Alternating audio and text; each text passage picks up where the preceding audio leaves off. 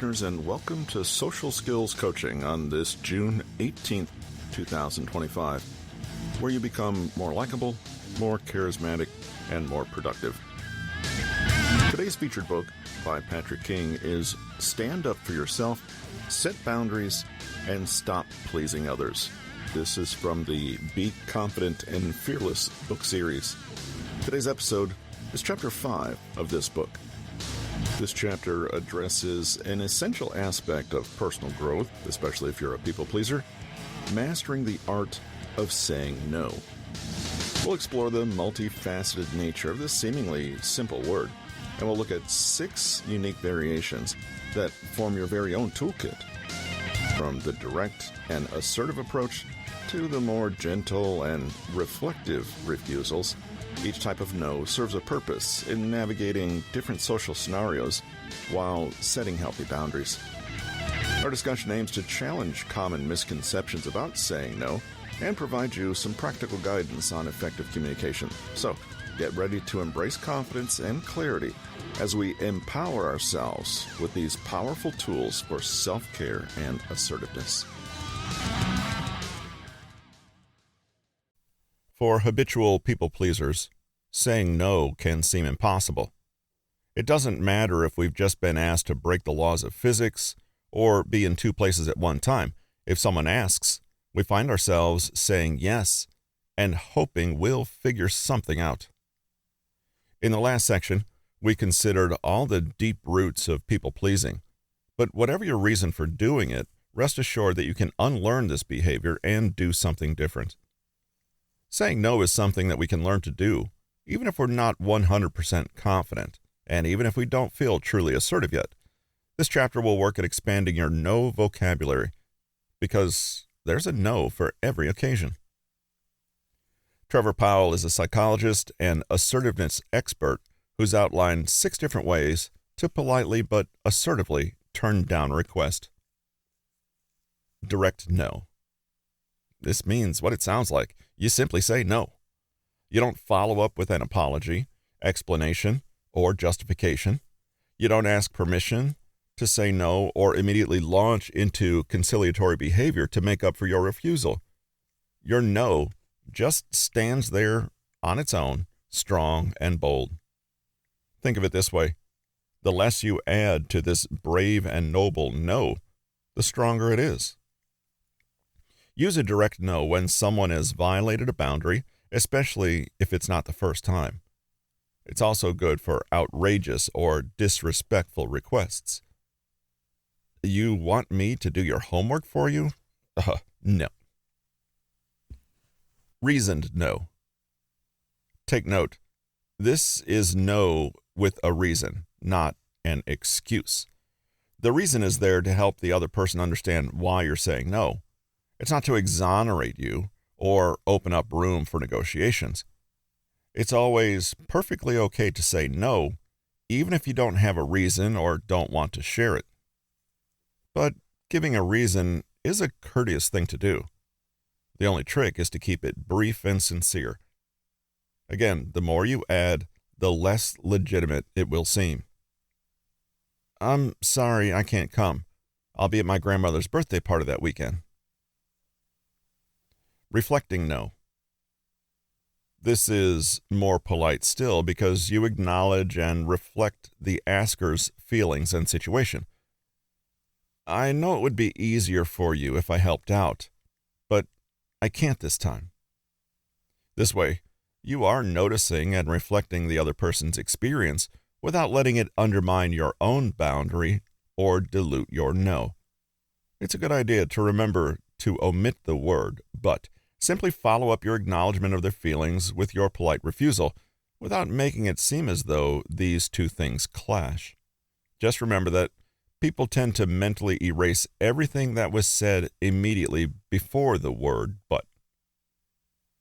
I know you're upset. I can't make it. Raincheck NO. You're not saying no forever and ever. You're just saying no right now. In the future, you may say yes. Your friend needs your help to move into their new apartment, but your mom has just died and you can't imagine facing anyone right now. You say no because you can't right now, but you do want to keep the door open for when your friend needs you in the future. I'm sorry, I can't do it. I can come over in a few weeks' time if you like and help you unpack. Of course, if you're an expert people pleaser, you'll have to remain vigilant and stop yourself from making a promise you don't want to or cannot keep later on.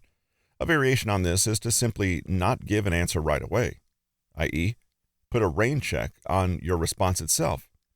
Say something like, "Oh, I'm not sure. Can I get back to you on that?" Or, "Let me just confirm with my calendar or spouse or work colleagues and let you know." This gives you some time to gather yourself and decide if it's a request you want to comply with or not. Enquiring no. Much like the Raincheck NO, an enquiring no is all about communicating the spirit of compliance and helpfulness, even though the exact request in that moment cannot be met. Be warm and friendly, and keep dialogue open so you can both find an alternative. I'm booked with clients for the next 3 weeks. Maybe I can refer you to a friend of mine? You could keep it even more open-ended than that, and simply use a few questions to show that you're listening and do care. The trick is that you still say no, but the other person feels at least that you explored the options with them. Are you available for a photo shoot on the 26th? Unfortunately, I'm booked with clients for the next 3 weeks. What kind of shoot were you looking for? Just an hour-long portrait session. I could come into the studio. Is it just you? Well, me and my wife. I see. Well, if you give me your number, I can call you if I get any cancellations, but I'm afraid I can't fit you in right now. Oh, well, thanks anyway.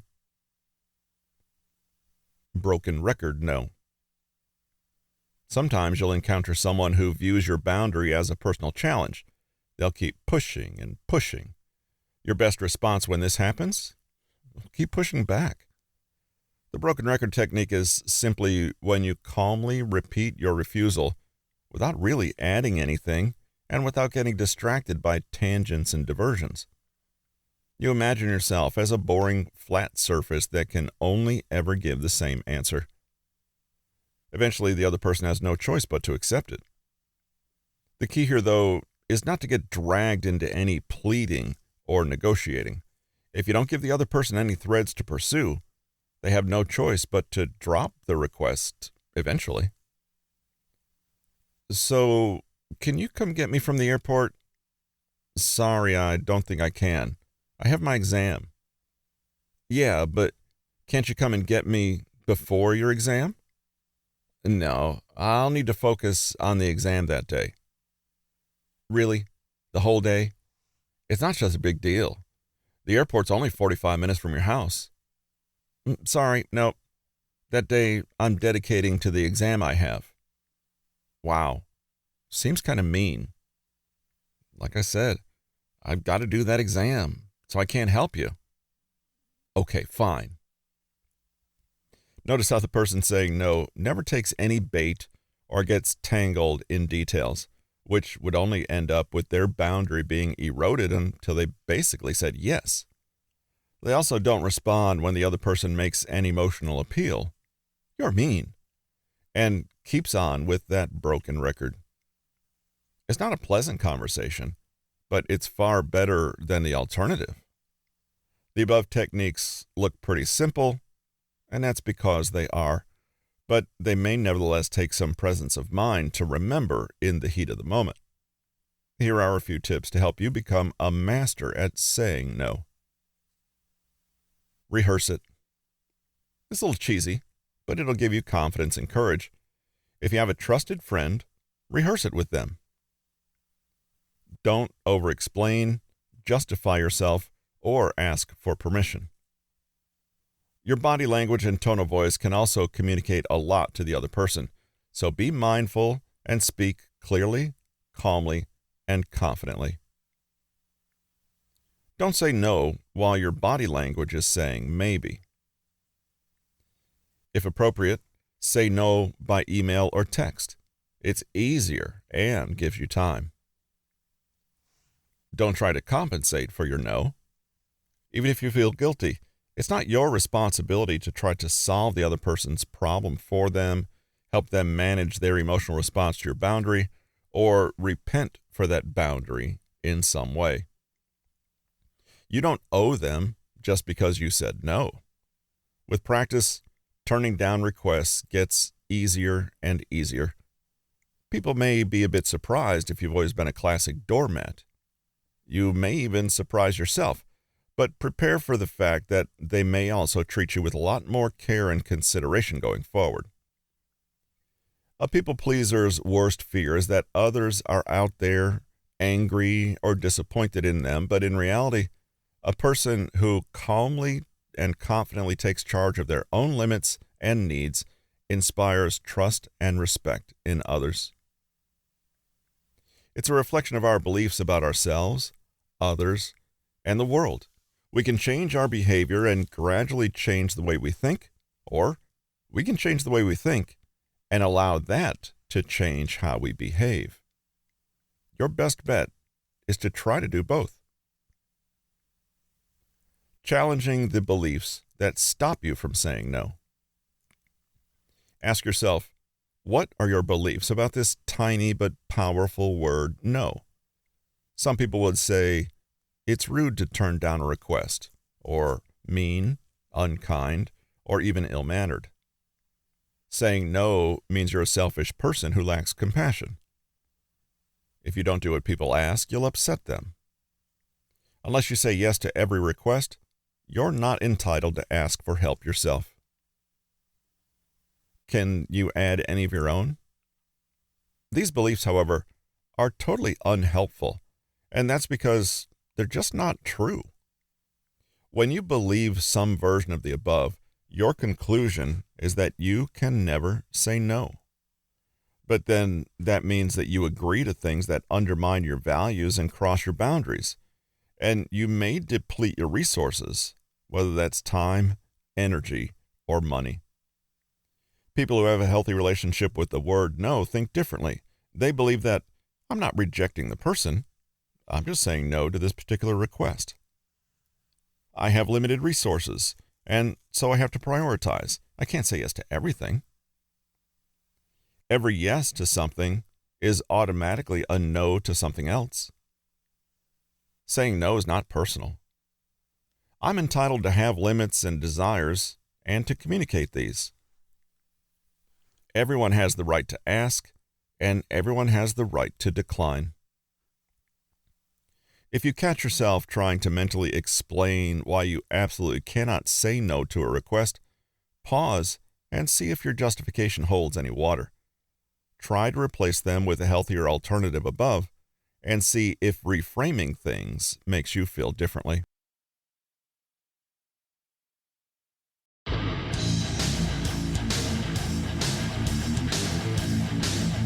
As you've heard, saying no is a powerful skill, and it's time to embrace its importance in our journey towards self-care and respect.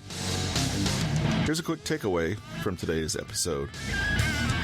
One of the most useful tools in the People Pleaser Survival Kit is the ability to say no. There are at least 6 different kinds of no to learn and practice. The direct no, the reasoned no, the reflecting no, the Raincheck NO, the Enquiring NO, and the broken record no.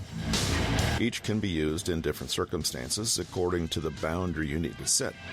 Whichever form you use, you'll need to challenge your assumptions and beliefs about saying no and communicate clearly and confidently. As you go about your day, whether it's at work or in personal relationships, take a moment to reflect on these different types of no and how they can be applied in various situations. Challenge those assumptions and speak with confidence. And we'll leave you this quote from Eleanor Roosevelt: "You must do the thing you think you cannot do."